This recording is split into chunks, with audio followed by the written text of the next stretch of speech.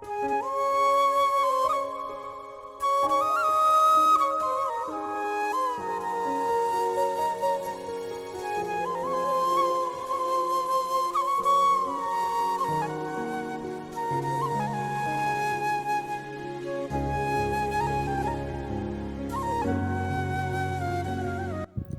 දවසක් වේවා ඔයාලා හැමෝටම. ඔන්න ඉතින් අදත් අලුත් බ්ලොග් එකක් ඩේ බ්ලොග් එකක් අරගෙන ආවේ. ඉතින් මේ සිකුරාදා අපි මේ කොහෙද දන්නවද යන්නේ? අපි යනවා ස්ටේෂන් එකට පාර්සල් එකක් ගන්න. ඉතින් තාත්තා පාර්සල් එකක් එවලා තිබුණා. එන්න දවස් 2ක් විතර ගියා. ඉතින් ඒක අරන් එන්න තමයි යන්නේ. මට අවශ්‍යම දෙයක් ඉතින් තාත්තා පුළුවන් වෙලාවට එයා ගොඩක් වෙලාවට මට පොල් එවනවා. ඉතින් අදත් පොල් වගේක් එවලා තිනවා. ඉතින් ඒක අරන් එන්න තමයි අපි මේ යන්නේ ස්ටේෂන් එකට. ඉතින් මගේ තාත්තා ගැන මම චූටි විස්තරයක් කියන්නම්කෝ. දැන් මගේ YouTube ෆැමිලි එකේ ගොඩක් දෙනෙක් ඉන්නවනේ. ඉතින් මම හිතනවා ඉතින් අපි ගොඩාක් එකට එකතු වුණාම ඉතින් අපේ පුද්ගලික තොරතුරු උනත් ගොඩක් අය දැනගන්න කැමතියි. ඉතින් අපේ තාත්තා ඉන්නේ අපිත් එක්ක නෙවෙයි මාත් එක්ක නෙවෙයි. මං චූටි කාලේ ඉඳන්ම මං තාත්තා මං ගාව නැහැ. හැබැයි තාත්තා මට කතා කරනවා. එයාට පුළුවන් විදිහට මට උදව් කරනවා. මුදල් වලින් පුළුවන් වෙලාවට මේ විදිහට උදව් කරනවා. ඉතින් චූටිම කාලේ ඉඳන් මට තේරෙන කාලේ ඉඳන් එයා ඉතින් මං ගාව නැහැ ඇත්තටම. නමුත් එයා ගොඩාක් අහිංසක කෙනෙක්. ඒක මම දන්නවා. එයාට පුළුවන් දේ තමයි දැන් එයා මේ මං වෙනුවෙන් කරන්නේ. ඉතින් මට ඒක ගොඩක් වටිනවා. ඉතින් ඇත්තටම දුවලා කොහොමත් ගොඩක් ආදරේ තාත්තලාටනේ. ඉතින් මමත් එයාට ගොඩාක් ආදරෙයි. ජීවිතේ සමහර දේවල් තියෙනවා ඉතින් අපිට වෙනස් කරන්න බෑ. කාලයත් එක්ක අපිට යමක් කරගන්න පුළුවන් වෙන කාලෙත් සමහර බාධක නිසා අපිට ඒ දේවල් අපිට අවශ්‍ය විදිහට කරගන්නත් බෑ. ඉතින් කොච්චර වුවමනාවක් තිබුණත් කොච්චර ආදරයක් තිබුණත් සමහර බැඳීම් තියෙනවා මෙහෙම ඈතින් ඉඳන්ම පවත්වගෙන යන්න වෙන. ඉතින් එහෙම බැඳීමක් තමයි දැන් අදට මටයි තාත්තටයි තියෙන්නේ. ඒක තමයි කෙටියෙන්ම කිව්වොත් ඒ කතාව. ඔන්න ඉතින් අපි දැන් පාර්සලෙත් අරගෙන ගෙදර යන්න තමයි මේ හදන්නේ. ගෙදර ආවට පස්සේ ඉතුරු වැඩ ටික කරන්න එක්කෙනෙක් ඉතින් ඉන්නවා. ඔයාලට පේනවනේ. එයා බලන්නේ එයාට මොනවද එවලා තියෙන්නේ කුරුණෑගල සීයා. එයා අපේ තාත්තට කියන්නේ කුරුණෑගල සීයා කියලා. පුතා බලන්නත් ඉතුරු නතාවක් ඉතින් අපේ තාත්තා ඇවිල්ලා තියෙනවා.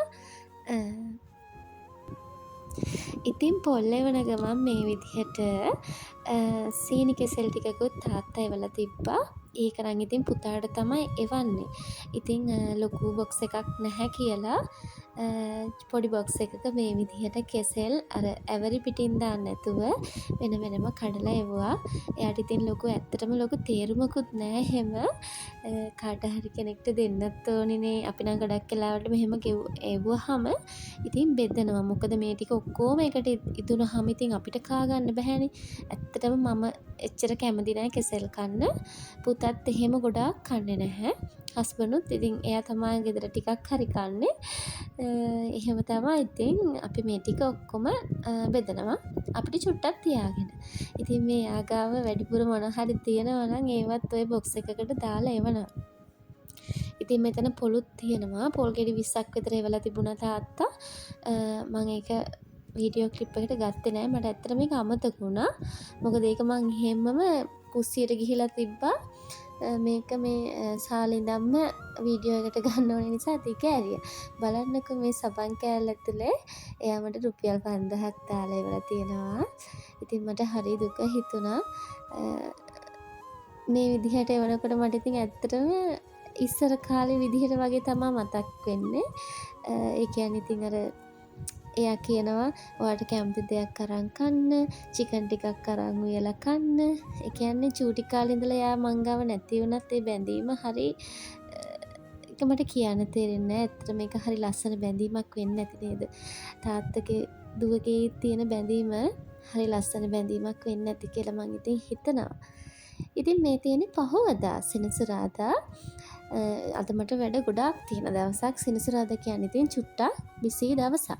චුට්ටක් නෙමෙයි ගොඩක්. ගෙදර වැඩ තියෙන ටික ඔක්කොම කරගන්නේ මම සෙනසුරාදා.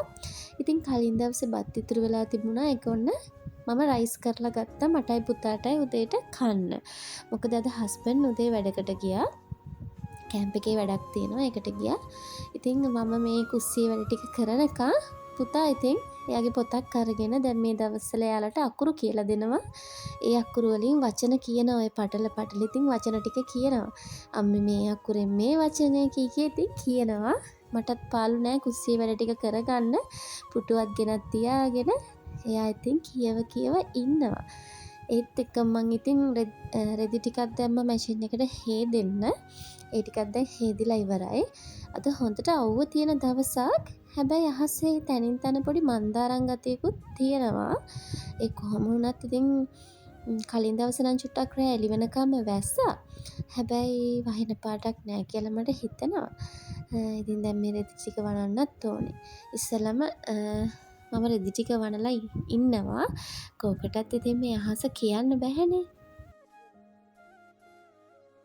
ඉතින් රෙදි ටිකත් බේසමට දාගෙන ඔන්න මම රෙදි ටික වනන්න තමයි මේ ලෑස්තිය.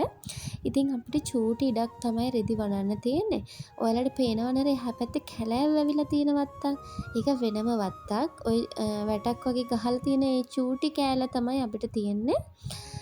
ඉතින් අපි එතන වැලක් බැඳලා මේ විදිහට වේල ගන්නවා.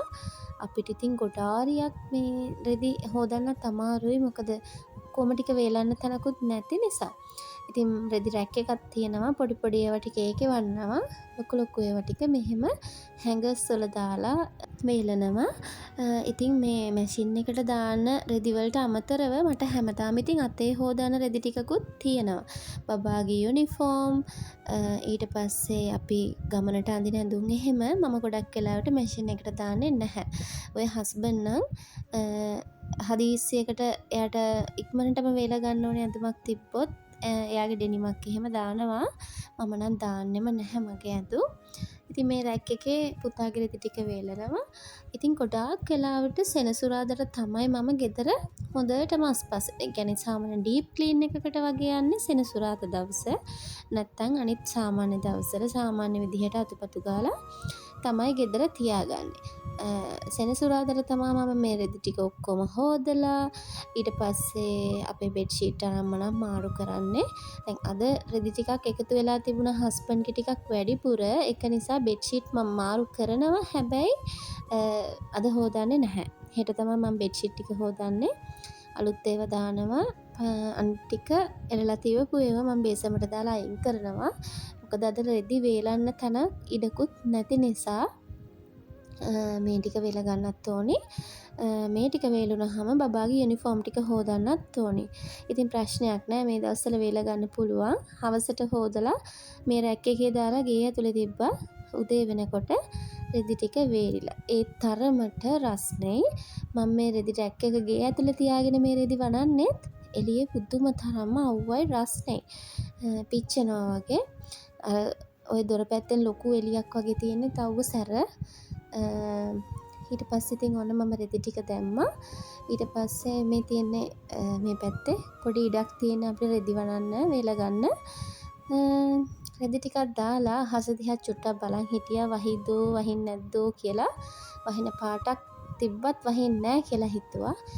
ඊට පස්සේ කලින් දවසක හොදපු රෙදි කන්දක්ම තිබ්බ නමන්න. ඒ ටිකත් ඔන්න මම පුතත් එක්ක එකතු වෙලා දැන් නමන්න තමයි හදන්නේ. එයාගේ රෙදි මම එයාට නමා ගන්න හුරු කරලා තියෙන්නේ. මමත් සපෝට් එකක් දෙනවා. ඉතින් එයාගේ රෙදි එයා නමලා එයාගේ කබඩ් එකේ අහුර ගන්නවා.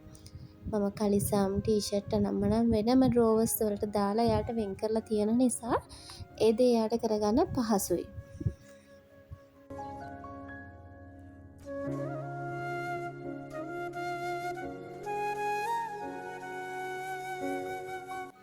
අපේ ගෙදර ඉතින් වැඩිපුරම හැඩි වෙන තැන තමයි මේ සාලේ.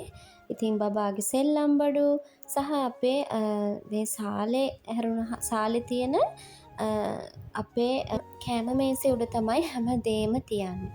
කන බොන ජාති, ඊට පස්සේ ඔය මොනවා හරි බෙහෙත් ඒත් තියෙනවනම් ඔය හැම දෙයක්මත්ම තියන්නේ ඔය කෑම මේසේ උඩ තමයි. ඊට පස්සේ ආයි කිචන් එකට ගියාට පස්සේ පැන්ට්‍රි টොප් එක තමයි තියෙන්නේ. ඉතින් එතනත් ලොකු ඉඩක් නැහැ. පුංචි කුස්සියක් තියෙන්නේ අපිට. ඉතින් මේ ගොඩාක් වෙලාවට හැඩි වෙන්නේ ඔන්න ඔය කෑම මේසේ තමයි. එතන නැති දෙයක් නෑ ඇත්තටම කිව්වොත්. කඩෙන් ගෙන බඩු, ඊට පස්සේ පත්තර, මෙයාගේ පොත්පත්, පළතුරු, බෑග් ගණන් මනන් හැම දෙයක්ම ඔතන තමයි. ඔය සෙනසුරාදා දවස වෙනකොට ගොඩාක් ඉතින් අස් කරන්න තියෙන්නේ මට ඔන්න ඔය මේසේ උඩ තමයි. ඉතින් ඇත්තම තත්ත්වය ඕක තමයි අපේ ගෙදර. අනිත් දවස්වලට අපි සාමාන්‍යයෙන් ඉතින් ගෙදර අස්පස් කරලා අතුපතු ගෑවා වුණාට ඩීප් ක්ලීන් එකකට යන්නේ මම සෙනසුරාදාට තමයි. එහෙම නැත්තම් සෑහෙන ඩස්ට් එකක් එකතු වෙනවා.